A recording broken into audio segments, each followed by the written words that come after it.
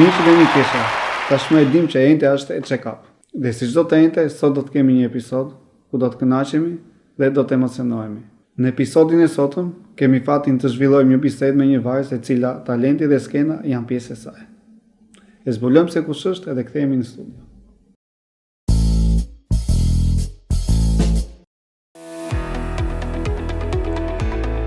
E re, e talentuar dhe e përkushtuar ndaj artit të saj. Ajo është një forcë e vërtet në botën e aktrimit. Me një karrierë në rritje, ajo ka treguar tashmë se është një aktore me një gamë të gjerë dhe një aftësi të jashtëzakonshme për të sjellë personazhe në jetë. Juli Emiri.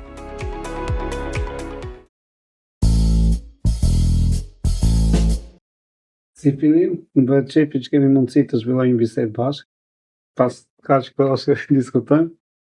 Dhe së dytë ideja të të pyes, si a di që kaq aktive, kaq angazhime se të kam pa? Faleminderit për ftesën.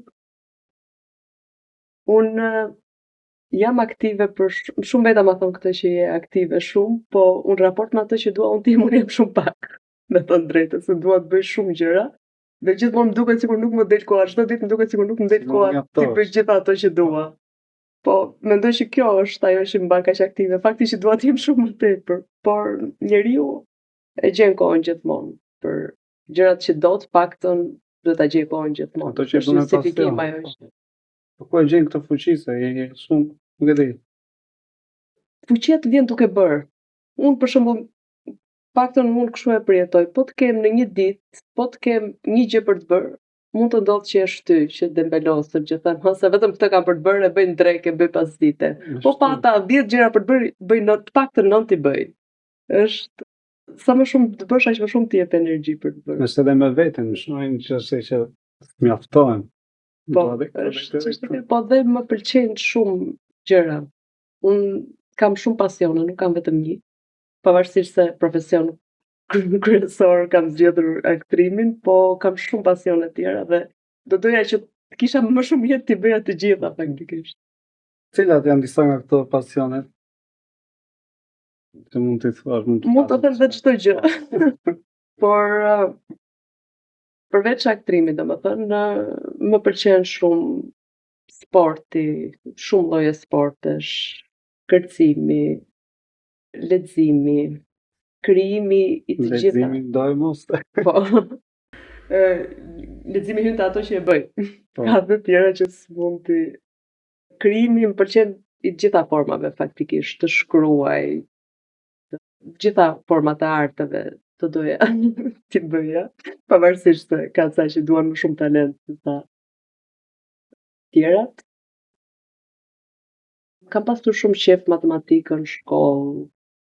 Më pëlqen shumë të lexoj dhe për historinë, dhe për më pëlqen të di të paktën të kem një njohuri të përgjithshme dhe kjo njohuri e përgjithshme përfshin shumë gjëra, kështu që gjithmonë prandaj më duket sikur di pak edhe gjithmonë dua të di më shumë për mua. Po nëse nuk do ishe Juli që je sot, cilën nga këto pasione mund ta kishe vetëm vend? Po të gjitha shoh vetëm, po ajo që më pëlqen, ajo që arsye, një nga arsyet pse zgjodha aktrimin është që aktrimi i përfshin të gjitha. Ti mund të futësh të gjitha njohuritë që ke ose të gjitha aftësitë që ke, mund t'i adaptosh në një rol, në një tjetër, në një krijim. Po krijimi, artet, me thënë drejtën, janë profesionet më të bukura në botë. Unë mendoj kështu. Pavarësisht se çdo profesion ka bukurinë e vet, po bëhet shumë qefi që e zbulova këtë rrugë, jam shumë e lumtur që e zbulova këtë rrugë dhe që u futa, por çfarë do lloj arti, jo vetëm aktrimi, po dhe regjia, dhe muzika, dhe kjo do doja shumë që të isha gjithmonë te arti, po dhe po mos kisha këto, prap ka profesione tjera që do më pëlqenin, po kryesisht, pavarësisht se mua më pëlqejnë shumë sportet, më pëlqen shumë që të jetë një profesion që fut intelektin në punë. Mua më ngjall shumë eksitim putja e intelektit në punë kur mendoj për diçka, kur e zgjidh. Prandaj edhe matematika për shembull që ka qenë një nga pasionet e mia, është ai procesi i zgjidhurit një ushtrimi, që ti, sidomos kur vjen dhe vështirësohet, se njerëzve i duket kështu, ndoshta sikur matematika është e ke formulën gati, e zbaton, jo, nuk është kështu. ke shumë formula që duhet t'i kombinosh që ti zgjedhësh një ushtrimi kur fillon edhe vështirësohet. Dhe mua më pëlqente shumë ky procesi që duhet vrasësh mendjen, provon diçka, nuk të del, nuk e zgjedh dot me atë, provon diçka tjetër dhe kjo më jep një çlirim, pastaj jep një kënaqësi të madhe kur zgjidh, njësoj si aktrimi në fakt, nga kjo anë që kur e arrin atë që kërkon të arrish, jep një çlirim të madh. Pitagora për shembull e ka pasquajtur fe matematikën.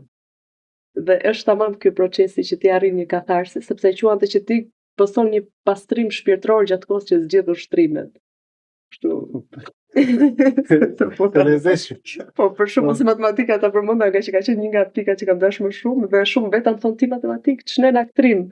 Po ja që ka lidhje shumë më tepër se duken gjërat. Si shkenca që s'kan lidhje, po që jo, çdo gjë ka lidhje. Po për mua kështu lidhje.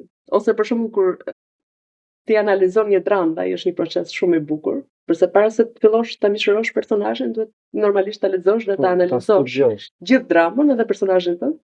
Dhe ajo është një se autorët e mirë të japin indicje.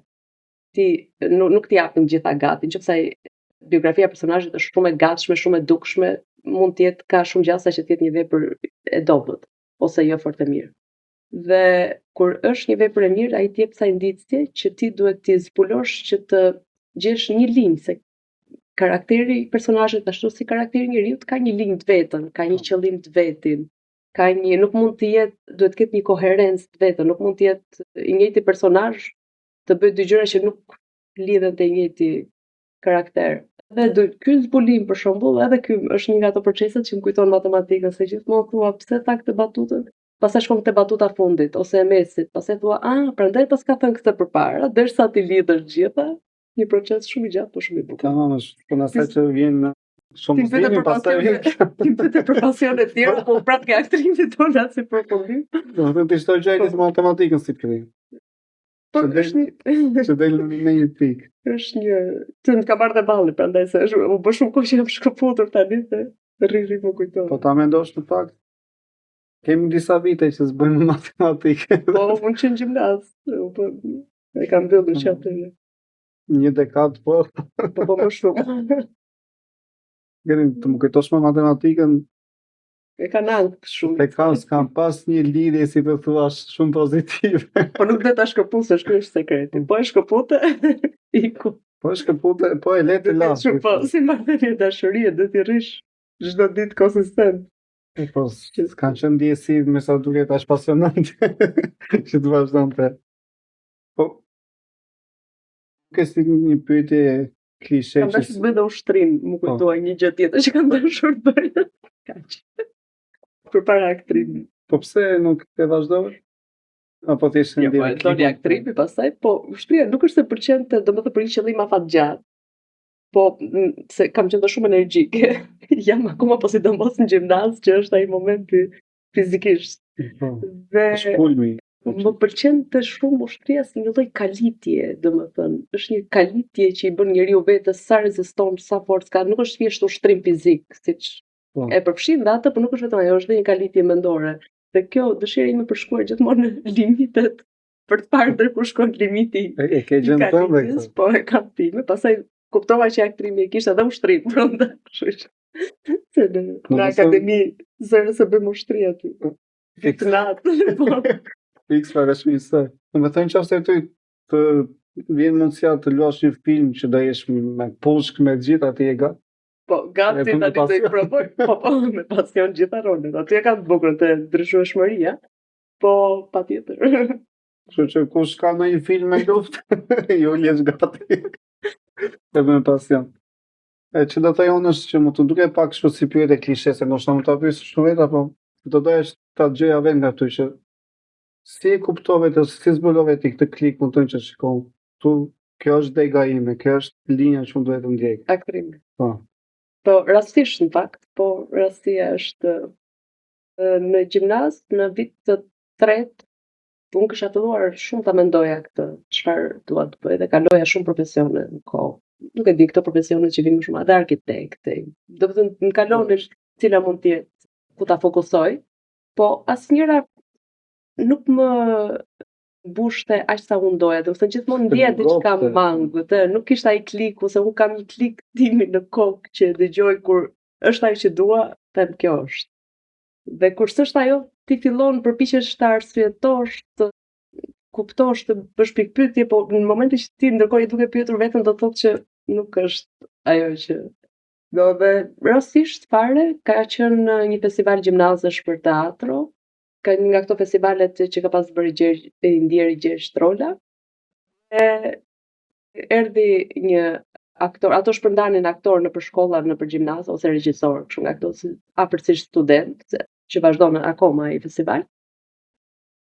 Faqe teatri, aty ishin ai grup teatri, ishin disa miq të mi, me të cilët unë rrija shumë gjatë gjimnazit, dhe jam futur thjesht për ta provuar, thjesht ta provoj edhe këtë, miq ishte edhe atmosferë mirë se kisha ato miq.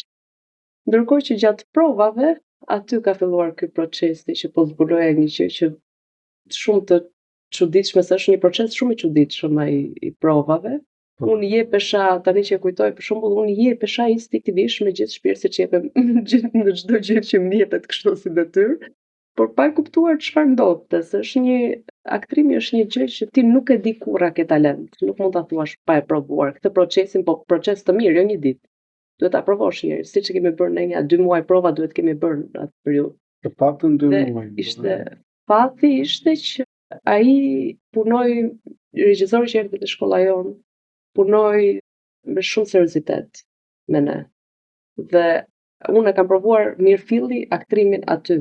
Se po të kishte ardhur në një që do thotë se gjimnazistë janë këto, nuk do kishte ndodhur ashtu. Po ai punoi shumë seriozisht dhe gjatë atij procesi unë zbulova këtë talentin e fshehur që kisha dhe një moment mbaj mend një provë për shembull që ka qenë e plot, që ka qenë prova e parafundit, para shfaqjes, që vjen ato efet e emocionit. Ajo finale ata quhet. Një natë para, jo e fundit, po e parafundit.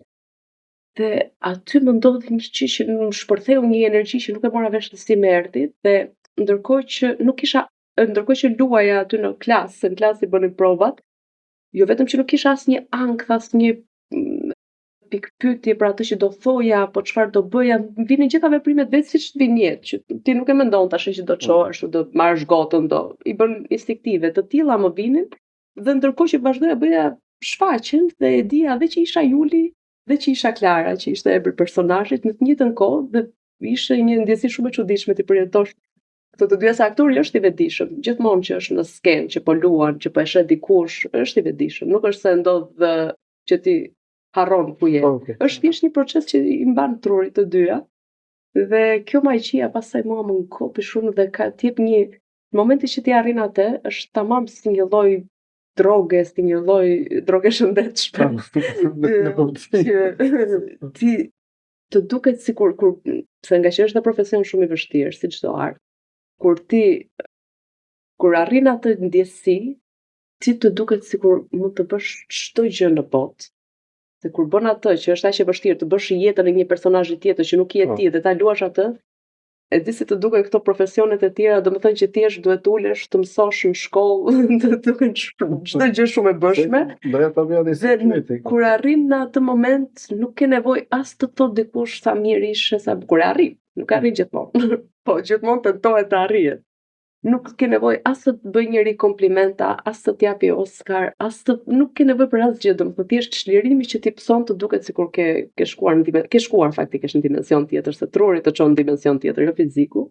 Dhe kjo ishte ajo thirrja e parë plot që unë fillova ta mendoja seriozisht këtë rrugë, dhe sa më shumë e mendoja, aq më shumë bindesha që kjo është ajo që dua, dhe fatmirësisht kam qenë fiks në kohë se ka qenë viti 4 gjimnaz. Dhe konkurova pastaj në Akademinë e Arteve, fitova. Si vazhdova dhe ndodh në kohën që duhet. Po mua shumë ndodh. Rëndësi ka që njeriu ta zbulojë një herë. Pastaj edhe po më vonë po ndodhi, njeriu duhet ta ndjekë atë që do, sepse nuk ka të krahasueshme kur bën profesionin që do me një profesion që e bën për llogari. Nuk ka ndjesi më të pak. Unë nuk e kam punë. Unë e kam, domethënë çdo ditë e kam pasion, dëshirë. Nuk e nuk e shoh, ajo është ka dhe avantazhin që është punë jo monotone dhe shumë e veçantë, po gjithsesi nuk ka rëndësi. Njeriu kur bën atë që do, nuk e quan punë.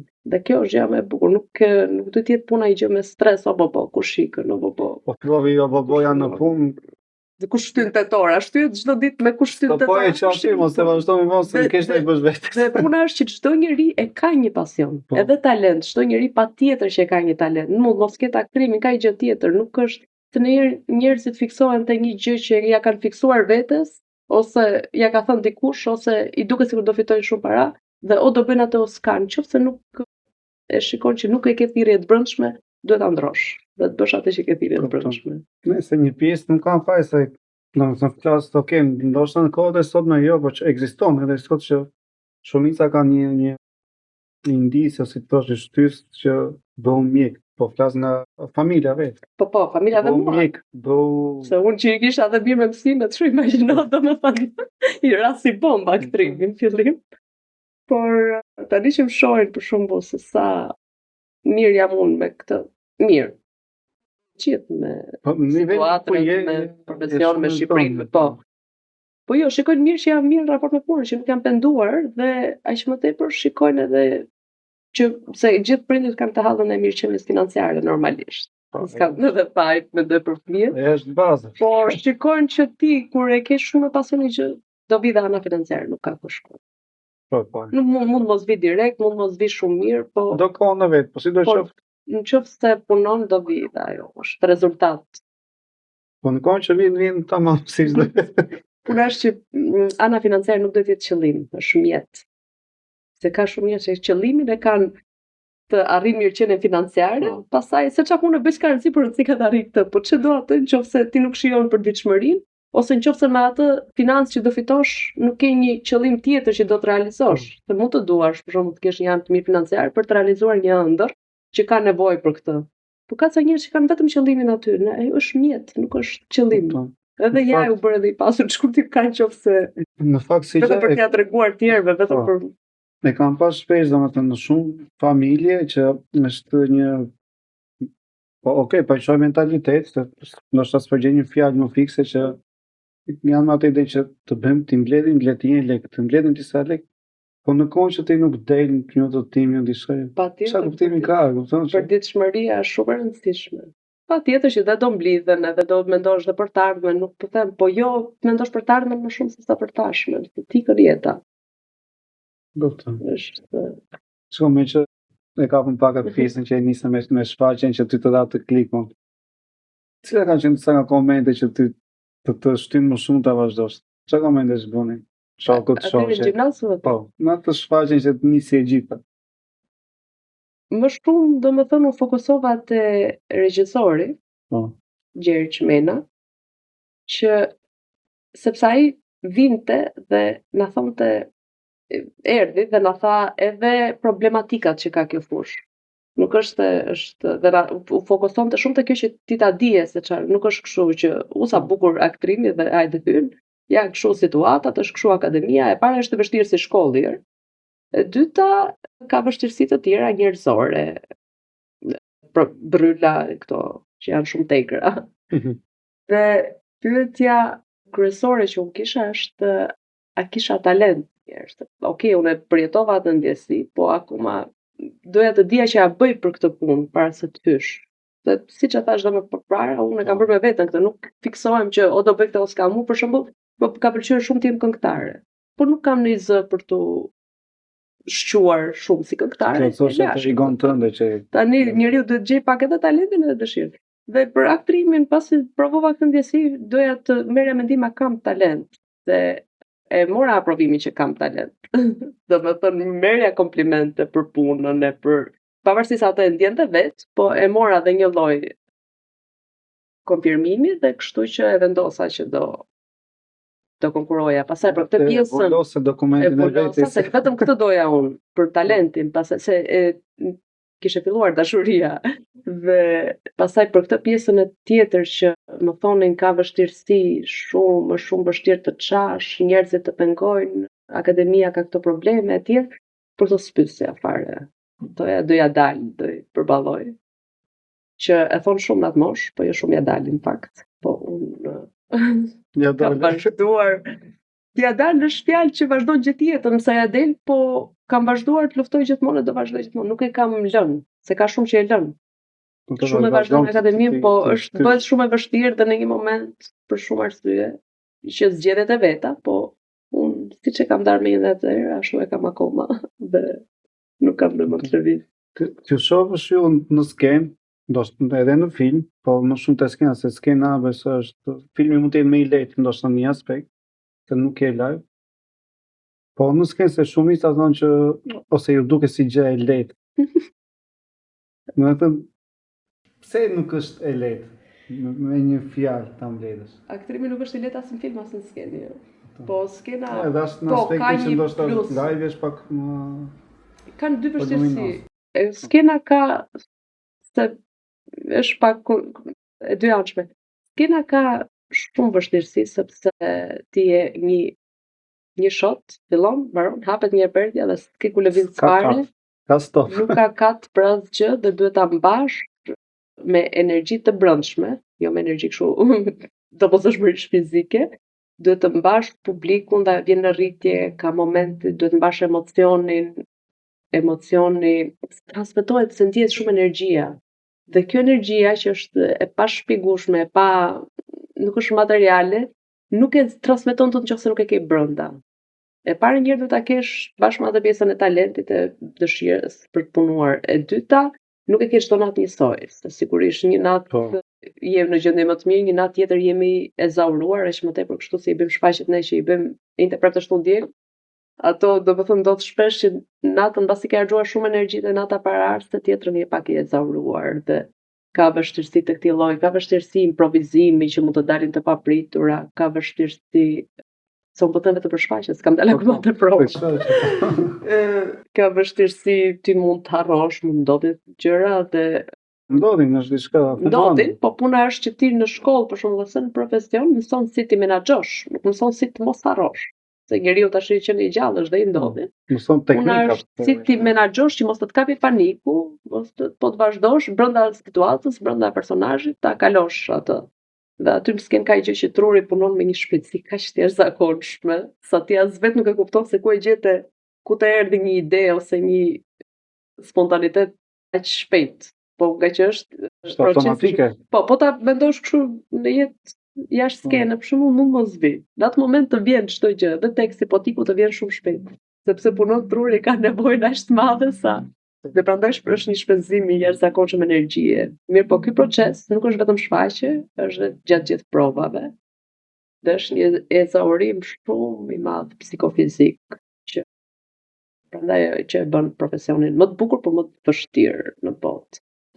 Okej, ka shumë profesione që kanë ezaurim intelektual, energjik, fizik, po ti kesh të gjitha bashkë, edhe emocional, është si kur përjeton një ngjarje të rëndë emocionale për shembull, që ti ke qarë shumë, ke vuajtur shumë dhe vjen një moment që ezaurohesh, po i vazhdon ta bësh atë që kështu si punë. Po.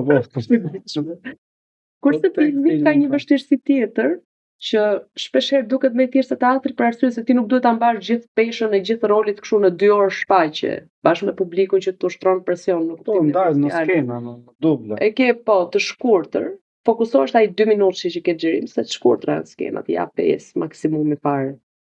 Por ka diçka tjetër që nuk edhe aty nuk gënjen dot, sepse kamera të afrohet shumë afër dhe regjisori e ka shumë në dorë. Dhe montimi e ka shumë në dorë, që montimi të bën një gjë që ti mund të jesh duke menduar komplet tjetër, ai mënyra si ta monton ai muzika që i fut, bën ca truke, po që sidomos po që edhe regjisori mirë mund bëj edhe truke. Domethënë të t'japi ty një sugjerim që ti e duke menduar një gjë që s'ka lidhje fare me pjesën, po aty në mënyrën si e fut ai film del sikur. Këto janë për një nivel shumë mirë regjie, por kur kamera është aq afër, është shumë vështirë ta gënjesh mes ty, sepse syri flet me qerpik, me flet çdo gjë. Ndërkohë që në skenë ti nuk shef qerpikun, po ndjen këtë energji. Se ti edhe mund ta. Në skenë e shef në plan të madh. Të mirë, po. Po të dyja prapë në thelb për mua janë aktrimi që nuk duhet gënjesh.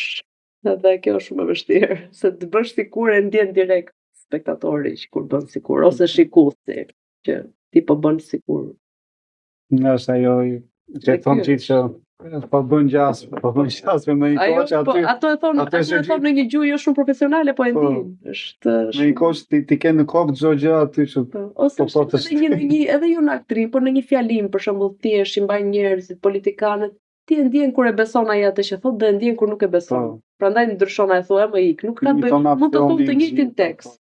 Mund të përpiqen dhe të imitojnë intonacionin, puna është sa e beson brenda. Dhe kur nuk e besojnë, ti publiku dhe po nuk ditë ta shpjegojë ndjen. Sa do të mundosh është e dopshme. Thotë kështu dhe aktrimi. Po sa po e the diçka të ka ndodhur në një aksident në skenë që ka dalë komplet jashtë planit dhe ke sill vetë si thua në një moment që ta mbuloj. Po, Çfarë ndodh? ndodhin ato patjetër, nuk. Këtë për shembull mbaj mend që kam harruar tekstin, më ka ndodhur një herë, po shumë të arstohet, është blackout.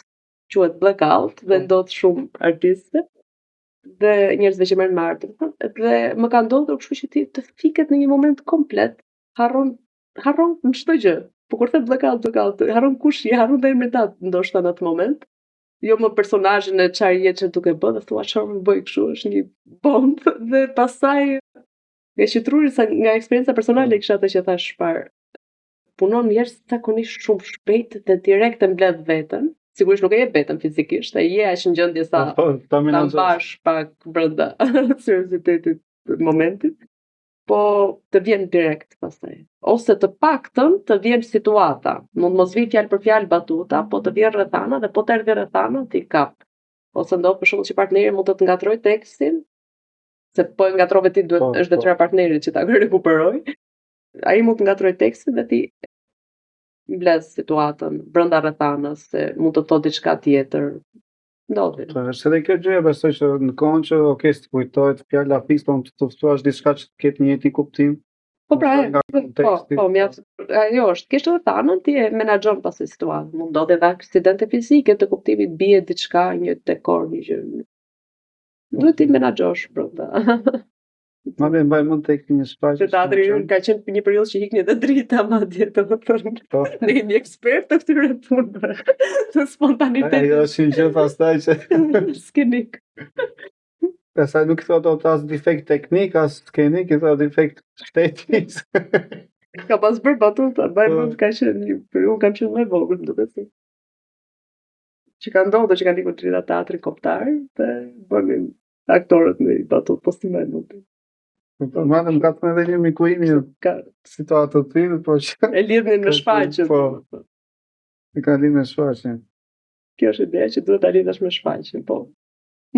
Ndërherë bak. Po shej ka moment. Se duhet ta kapësh moment, s'mund ta mendosh. Është gjë spontane. Po ke pas ndonjë pjesë, flasim gjithmonë tek skena, po i lëm filmat në moment më një. Ka pas ndonjë pjesë që ti të ka duhet të qash tamam. Vetë jo me idenë që është puna ime dhe do e ta bëj, po ta ndjesh të qash. Për personazhin, po patjetër. Edhe pse mos e kesh pas plan që edhe mos ke qenë miq në plan që shiko, kjo pjesë duhet të çaj, duhet bëj. Ti s'e ke ndjetë ti vetë dhe s'e ke mbaj dot. Mirë është, po. Fakt mirë është mos ta bësh me plan, sepse ka ca shfaqje ku dhe shkruan aty në remark qan personazhi, dhe ajo puna është që ajo qan të ndikon si aktor që duhet qash, edhe fillon të bëhet pak obsesion dhe ndonjëherë bën dëm, se fillon të punojnë mekanizma të ndryshe. Por mirë është mos fiksohesh me ato remarkat. Por nëse ka procesin e personazhit, e karakterit, atë që nëse gjithë aktrimi është të besosh rrethanën. Të besosh rrethanën do të thotë të besosh që je me këtë familje, mësish rrethana e veprës. Dhe nëse ti beson atë, pastaj batutat dhe të gjitha deri ke qarë, deri te emocioni të vinë natyrshëm. Nëse ti beson që je ai personazh që nuk është që ti të kapësh me intonacionin në një batute ose të thuash që këtu do të them kështu, këtu do të them ashtu, të bësh llogaritë të tilla. Ato janë proces pune. Po gjithmonë kryesorja është ti të besosh të madhe. Nëse beson, patjetër që nëse është një rrethanë që bën për qarë, ti do qash. Unë kam bërë shumë herë. Por ka edhe net që nuk të vjen, se nuk është tani është qenie njerëzore, nuk është makineri. Ka edhe net, po, dhe normalisht ndihesh më mirë ato netet ku ndjen se e ke dhënë gjithën, ka momente kur nuk të ndjen, po kur nuk të vjen për qarë, për shembull, nuk është mirë që ti të bësh sikur po qan. Të jemi të ajo bësh sikur që thash çfarë. Do ta ndihesh. Është më mirë ta ndryshosh pak mënyrën e interpretimit qasjen e atij momenti për atë natë që ty nuk po të vjen emocioni siç e do, për shembull. Të sa të bësh sikur kështu, përse që delesh mirë. Po në kohën që ti ke kalim të filmi, ke një skenë që duhet të qasë bën, në atë kohë nuk të vjen. Ti si është e teknika që dhe ta bindësh veten që shikoj, qaj. Me thënë drejtën, kam dëgjuar që ka dhe teknika kështu për të qarën, po unë deri tani i kam bërë reale. Është kryesorja e njërë është përqendrimi, që duhet të përqendrohesh shumë, të arrish qetësinë. Për të përqendruar duhet të arrish një qetësi absolute, prandaj është shumë delikat profesioni e aktorit dhe këto njerëzit e stafit duhet ta lënë rahat. Sepse shumë herë nuk e din çfarë është dhe vin kështu të flasin, qoftë edhe për të mirë. Po duhet të arrish një qetësi absolute ku të zërosh gjithë atë që ke rreth rrotull, faktin që jenë shoqërimi me stafe, gjithë një shqetësim që mund të kesh, mund të bartësh nga shtëpia, nga një vend tjetër, duhet të heqësh të gjitha dhe të fillosh të futesh vetëm te rrethana e personazhit që ke. Dhe është një proces shumë i vështirë, po e mira është të bëhet kjo, sepse e qara kur del si rezultati i kësaj është shumë e vërtetë dhe shumë e besueshme. Pastaj ka dhe teknika ose ka dhe nga këto grimi të ndihmon që janë këto që të ndihmojnë të lotojnë syt, po ato ka rrezikun, megjithëse aktorët shumë profesionistë kanë janë të mësuar që ti bëjnë edhe në mënyrë teknike, por ata kanë rrezikun që syt duken bosh. Do të thonë të shpreh syrin një herë, pastaj loti. Nuk është puna e loti, është puna çfarë të shprehën syt. Prandaj thash dhe çfarë që nuk është të thonë me mbas të qash fare, po ama po të shprehën syt atë që i duhet atij momenti. Ke parë këto telenovelat që janë kështu syt plot me lot, po janë kështu të bardhë, të qetë syt sepse nuk e ka hall brendshëm, thjesht i kanë hedhur pika loti grimi. Një detaj që ta keni idenë që po që duhet të shprehet, duhet të jetë e brendshme ajo duhet të jetë. Po patjetër që është problem kur duhet të xhirosh një skenë vështirë në një moment caktuar dhe nuk të vjen përqendrimi aq sa do është problem, mundohesh me gjitha forcat, rrezikon të bëhesh dhe teatral, me rrezikon të bëhesh teatral në kuptimin e keq fjalës, që ta egzagerosh për të treguar që ke emocion, kur sepse nga që nuk po të vjen siç duhet, ajo është akoma më keq, se del pasaj. I shtirë. Që na kujtove telenovelat. Si ka mos nuk e ke pak do telenovelat indiane? Ja. Telenovelat. Di kështu, do të thonë, kam hasur pa diskutim, po jo që kam pak. Ma më dalin shpesh kështu, se nga që shoh shumë lidhje me kineman edhe më dalin edhe video fani dhe çdo gjë edhe mund të jetë një skenë që thjesht thyet një diçka, nuk e di e bëjnë aq të gjatë atë skenën, sa ajo gota duke se po bën nga kati 10, nga Cavolini. Si ka mundësi, do të me një ide opinion tënd kështu, pse e bëjnë kaq të madhe si gjë, e zmadhojnë kaq? Po, ato është nivel shumë i dobët. Sidomos ky indiani. Se këto turket e këto me që kam hastur, kështu kanë ndryshuar pak në kuptimin, në krahasim me këto. Po, më madje kanë filluar i bëjnë goxha. Po, është nivel shumë i dobët për të amplifikuar emocionin e bën ai. Kjo është qëllimi. Nëse do të ishte qëllimi, pavarësisht se rezultati nuk arrihet, por është pa diskutim një nivel qesharak. Problemi nuk është se telenovela indiane, problemi është e media tona që i transmetojnë këto telenovela. Ajo është një gjë. Do të thonë se mediat janë në një fazë të tmerrshme që mbushin me këto lloj programesh.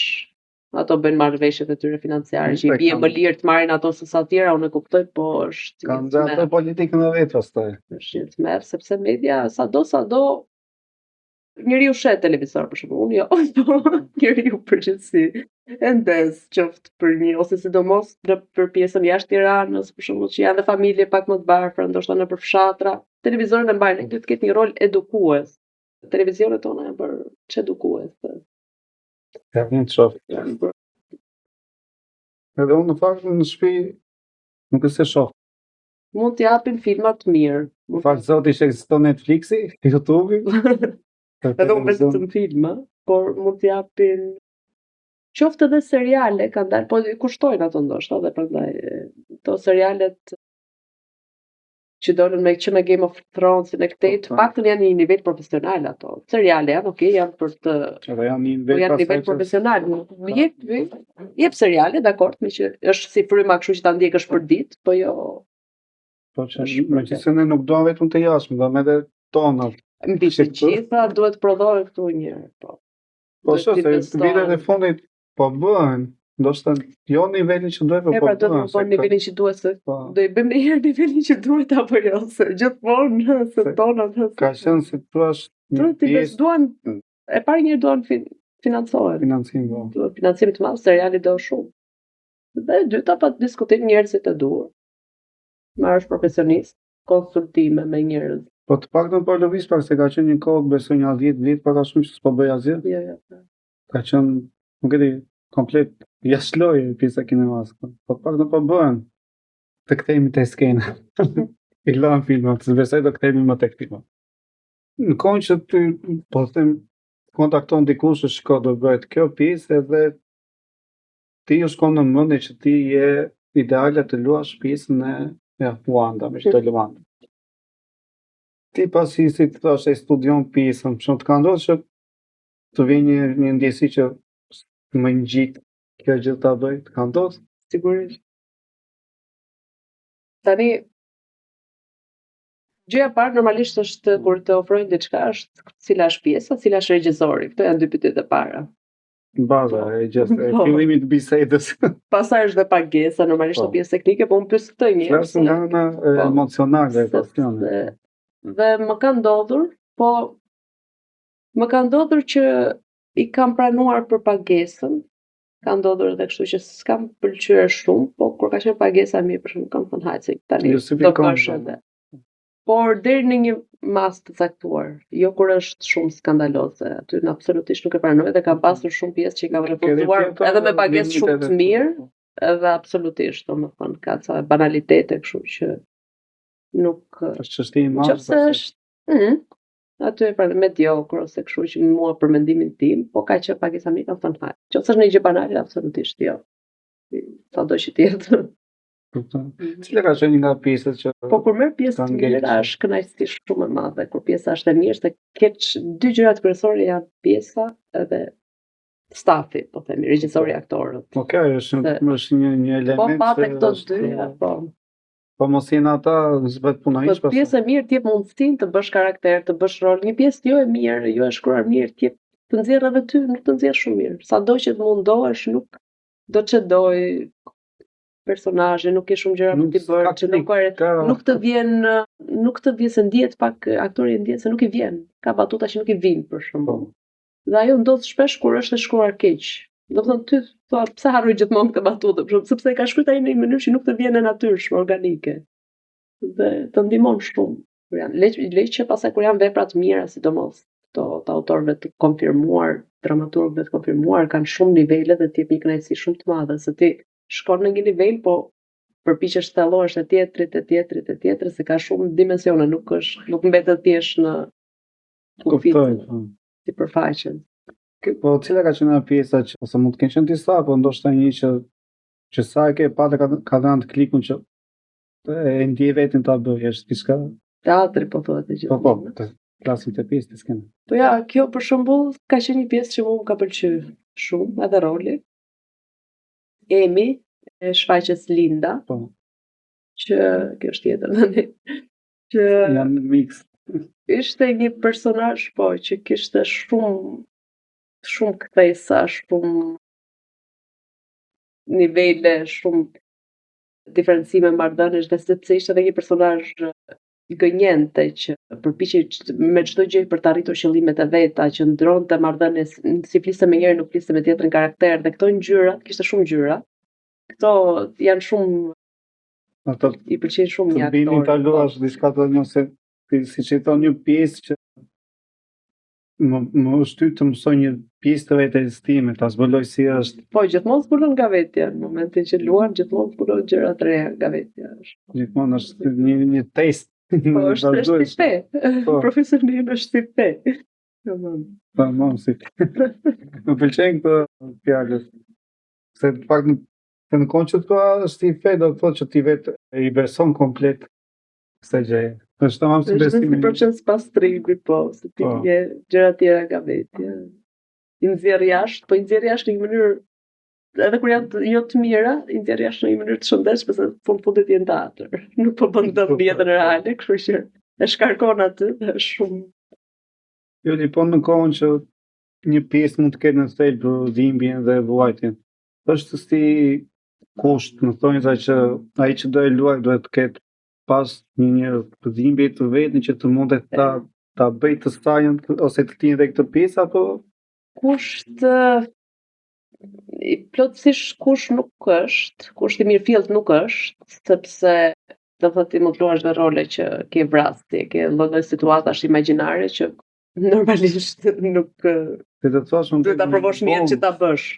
Por është një eksperjenca personale shumë e nevojshme, bagazhi personal, gjithë jeta, emocionet që ke provuar në jetë. E parë një unë mendoj që duhet të jesh njëri i ndjeshëm, se emocionet që provon në jetë, vuajtje, dhimbje të gjitha llojeve, të bukura dhe jo të bukura, kanë bëjë shumë me sa i ndjeshëm je ti si person. Të njëjtën ngjarje dy njerëz nuk e përjetojnë një lloj. Po. Dhe për një aktor duhet të jetë i ndjeshëm ndaj ngjarjes, po që njëri i ftohtë mund të prodhojë një gjë që nuk e ka, ta prodhojë në skenë. Pastaj pjesa e sa më shumë pasurohesh me eksperjenca personale, aq më shumë të ndihmon në rol, sepse ti gjithmonë, edhe nëse nuk është identik me ngjarjen e rolit, me pantelikën e personazhit që po luan, prap ti e gjen të ngjashme. Për shembull, se me që përmenda vrasjen, ke ti një vrasje që do bësh aty. Unë s'kam vrarë njëri, por domethënë imagjinoj një njeri që më ka lënduar shumë, ose që unë kam mbledh ndaj atij njeriu, ose që dua ti, domethënë fut gjëra personale që të shkosh te përjetimi i asaj, po për këtë është e nevojshme, është avantazh që të kesh shumë jetë të pasur edhe me vuajtje dhe me dhimbje normalisht, po që je vetëm i lumtur, vetëm po se pa të provuar, nuk është shumë e vështirë ta imagjinosh dhe ta. Unë shumë gjëra për shembull, se jam natyrë e ndjeshme shumë, edhe kam pasur edhe fatin, po themi, të mirë për aktrimin, po ndoshta jo shumë të mirë personazh që kam pasur edhe shumë vuajtje dhe eksperjenca jo të mira. Dhe e kam, më vjen shumë shpejt, e lidh shumë shpejt veten me shumë personazhe, direkt, bëhet lidhja direkt, sepse sa më shumë të kesh, aq më shumë e lidh me situata të personazhit. Të ngjit. Po, nuk humb shumë kohë për ta imagjinuar, po humb kohën, harxhon energjinë edhe kohën për ta mishëruar pastaj.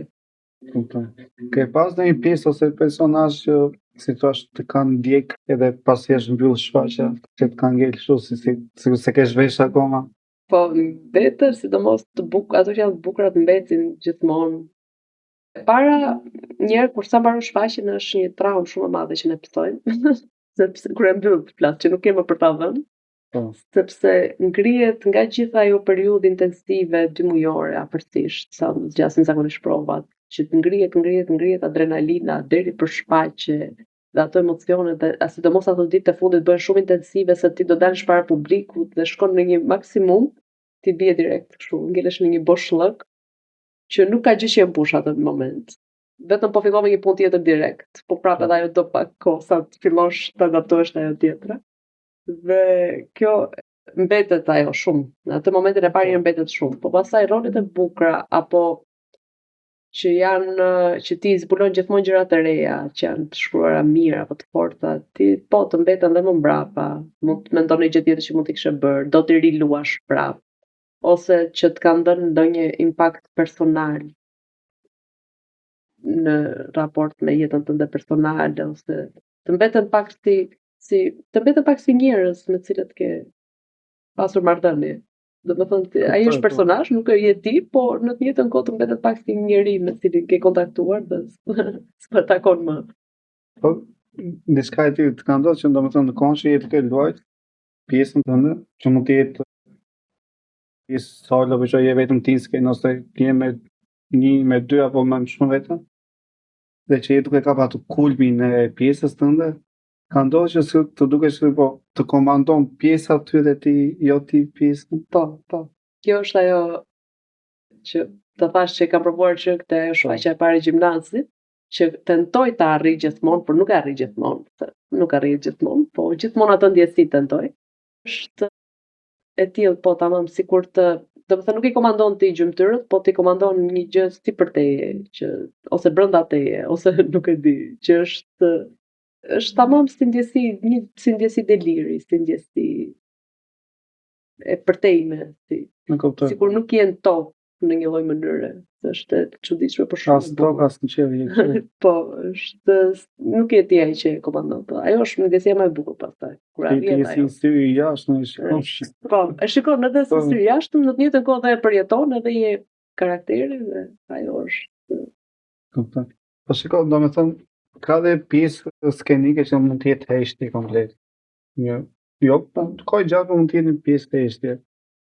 Është më e lehtë ta bësh këtë pjesë me heshtje që ta shfaqësh emocion me gjatë heshtjes apo gjatë kohës ke një monolog, dialog.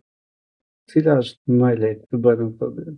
Po, të dyja të vështira janë ato, po tregues shumë i madh është heshtja për shembull, sepse ka dhe që e manipulojnë pak, ka dhe aktorë që mund ta manipulojnë pak të fjalën, e kanë përsosur teknikën ose kanë kujtesën emocionale se si e kanë bërë një moment që e kanë bërë mirë dhe e thonë, dhe ngelet, mbetet pak edhe ai intonacion edhe tendenca për dënë emocion, mund ta bëjnë mirë këtë pjesën teknike, po pastaj ajo që e tregon tamam është pjesa ku ti po dëgjon të tjerët, ku je pa folur, aty dukesh ajo është akoma më e vështirë për tu manipuluar. Paktën për një sy të vëmendshëm, sepse ndodh shpesh që spektatori sidomos i thjeshtë e çon vëmendjen te ai që po flet. Po të shikoni atë që po dëgjon është shumë i rëndësishëm dhe ai është moment ku aktori aty vlerësohet tamam, apo dëgjon apo jo.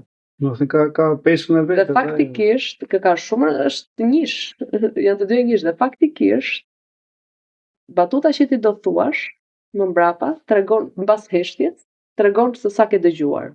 Mënyra se si ti e thua, paktën për ne profesionistët të dallojmë, që kur ti nuk e dëgjuar, ajo fillon pak si nga fillimi, ose kurse kur ti ke dëgjuar ajo vjen shumë organike, se unë për shembull përgjigjet i jap mbas të marr shikimin tënd në mënyrën pyetjen që bën ti dhe vjen instinktive, është marrëdhënie që vazhdon, marrëdhënie. Çdo gjë është marrëdhënie. Po një koncept si mund ta shoh sheshtin ishte një leksion. Shumë Po monologu se dëgjoj shumë që nga kolega apo nga miq që thonë që monologu nuk është shumë i lehtë të bëhet. Jo, sigurisht. Pse nuk është i lehtë? Flas sipas monologu apo monodrama thua ti apo të dyja? Të dyja. Se je vetëm, nuk ke mbështetje, është pak si,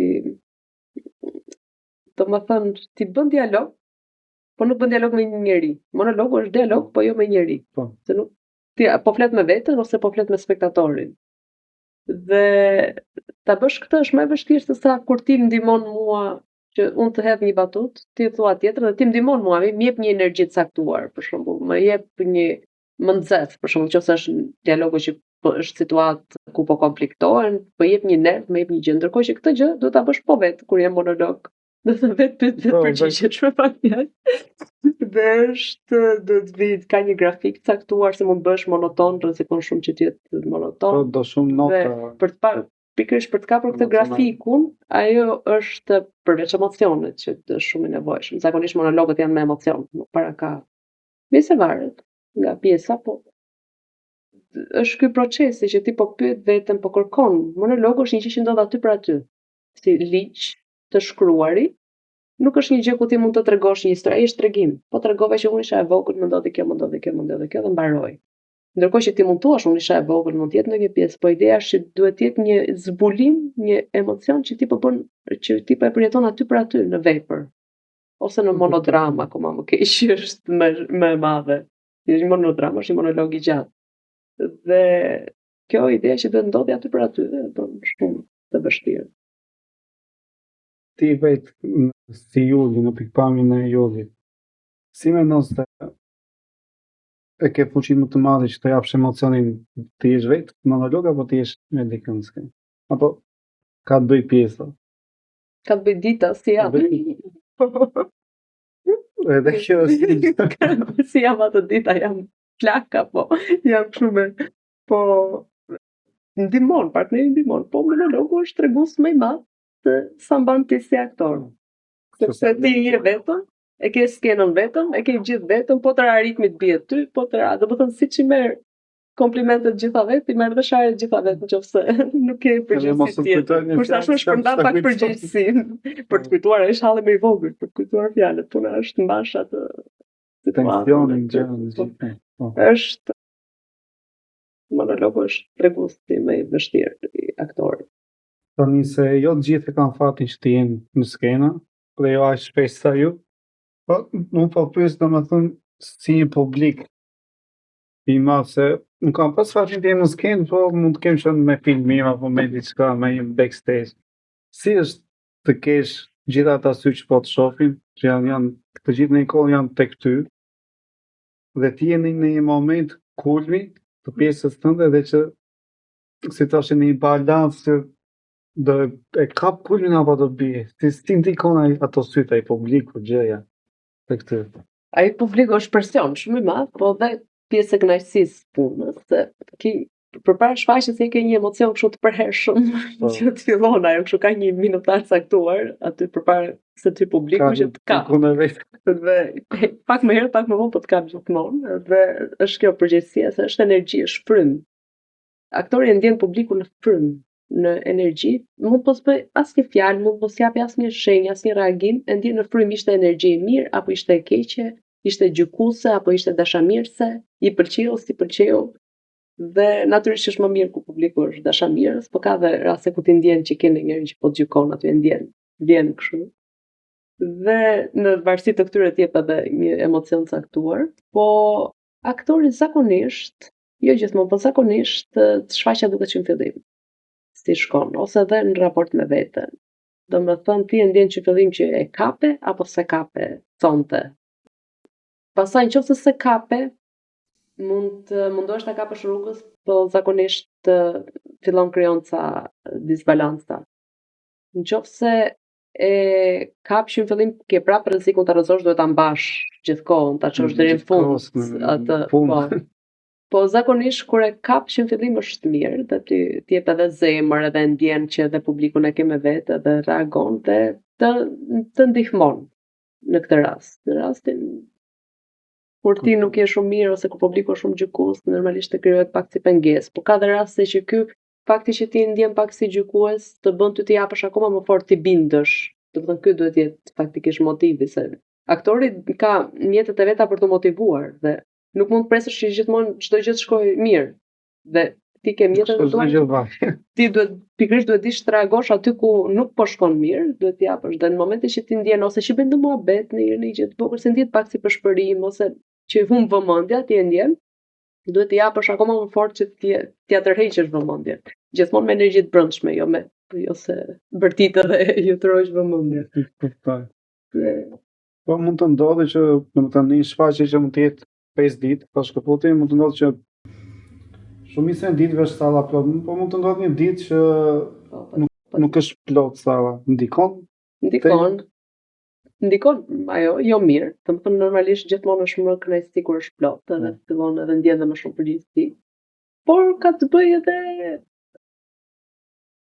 aktori do ta japi gjithmonë një lloj, sepse e para duhet respektuar çdo spektator që vjen.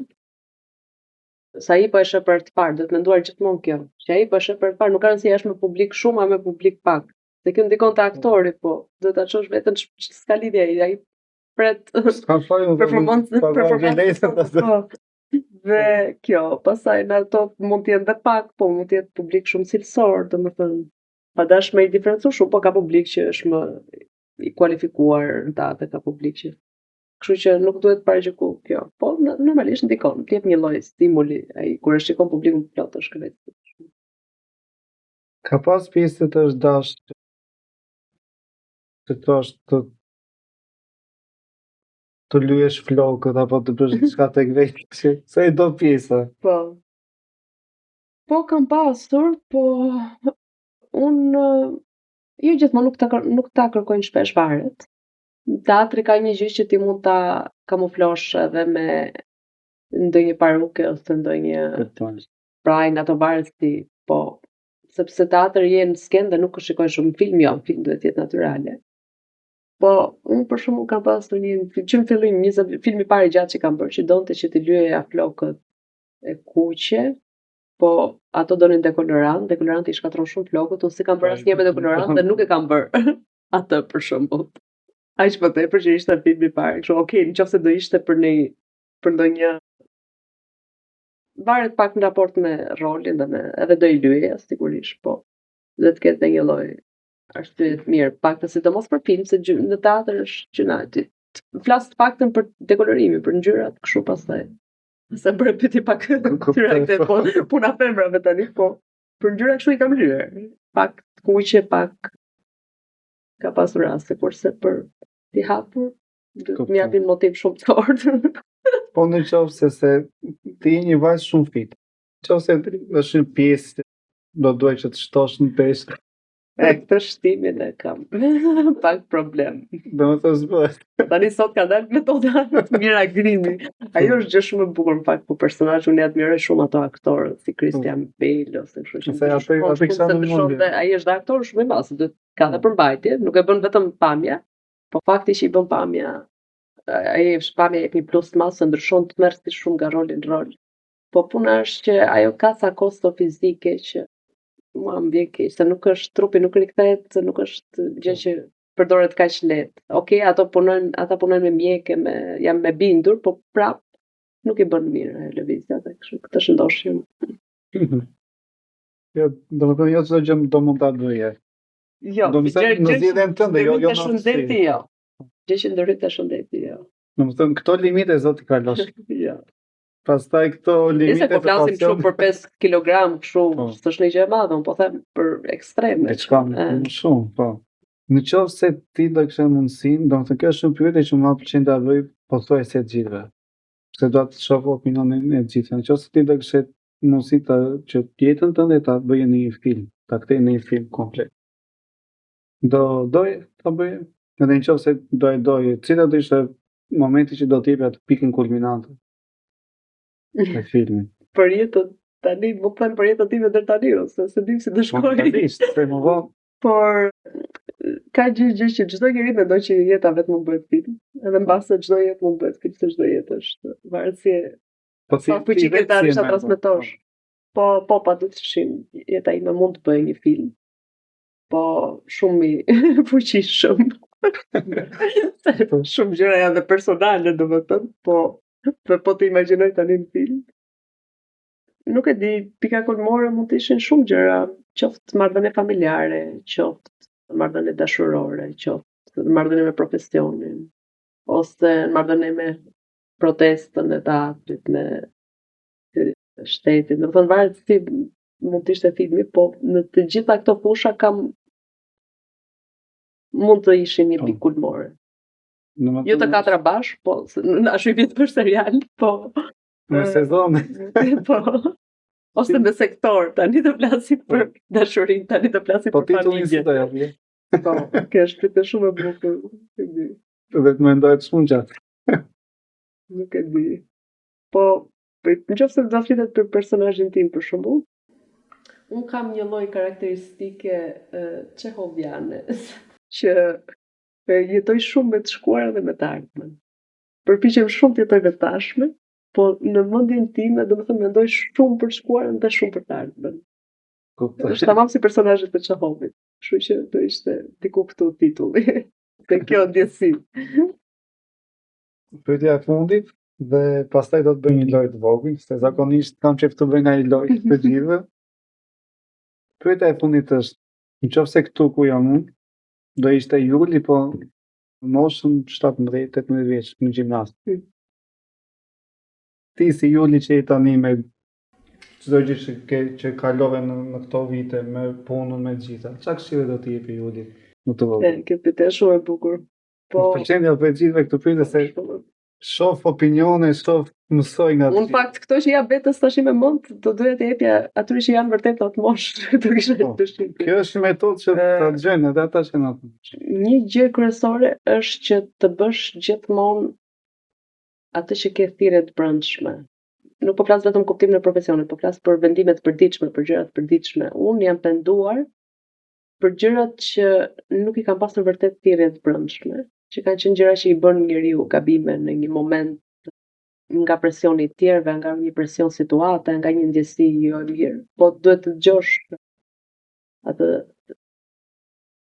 të bësh vetëm ato që do vërtet, jo për hir të tjerëve, dhe e dyta që është më këto dy janë vinë të parat më të kur thua. Çka kishim të jepi është besimi te vetja më shumë, sepse ka qenë në vite më përpara, se unë tani kam fituar shumë, po në vitet më përpara, do doja që këtë besim ta kisha pasur që atëherë, sepse njerëzit, unë respektoja shumë gjëra, respektoja hierarkinë, qoftë në shkollë, qoftë në profesion. Kam qenë më e mbyllur, kam qenë shumë herë më e matur. Do doja të kisha qenë pak më shumë siç jam tani, sepse më ka dëmtuar ajo, më ka marrë shumë kohë për ta kuptuar, dhe do doja ta kisha kuptuar më herët dhe të reagoja më shumë që atëherë në marrëdhënie me njerëzit. Kuptoj. Se njerëzit po abuzojnë me këtë. Qytetarinë e tepërt, sidomos këtu në Shqipëri, abuzojnë, edhe ose me brishtësinë ose me To me qa nuk abuzohet. po. Dhe do doja ta kisha kuptuar më herët. Kështu që të gjithë ju që keni dyshime se çfarë do doni të zgjidhni, pasione po të gjitha, dëgjojini këtë. Juli, tani është momenti të veja të lojnë që të thash.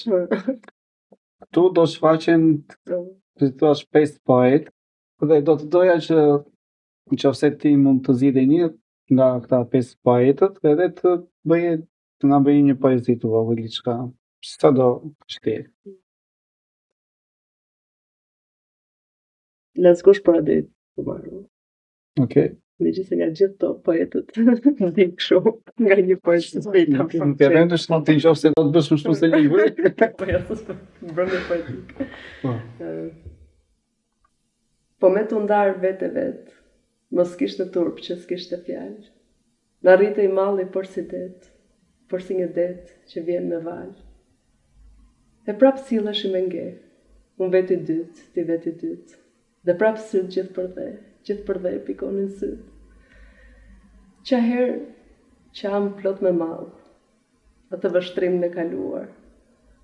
Kushtrohet vala për mbi zall, e prën një këngë pa kuptuar. Se ish kuptim që s'kish kuptim. Kuptimi felli mallit ton.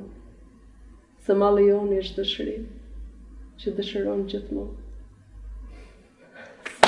S'dëshiroja as unë, as ti, po dashuron të dashuria.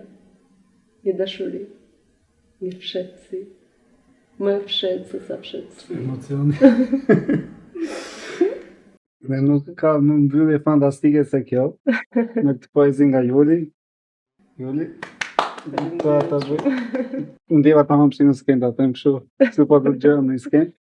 Në shumë kënaqësi ta bënim bashkë këtë bisedë. Faleminderit shumë edhe për mua. Është shumë kënaqësi t'ju ndjekim në skenë. Kemi vetë për art, u kënaq. Ka është qëllimi i emisionit tonë.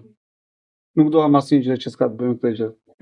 Le ti mbajmë televizionin të gjitha këtu, çdo gjë ka të bëjë me pasionin, me të gjitha. Shumë kënaqësi. Faleminderit shumë edhe për mua.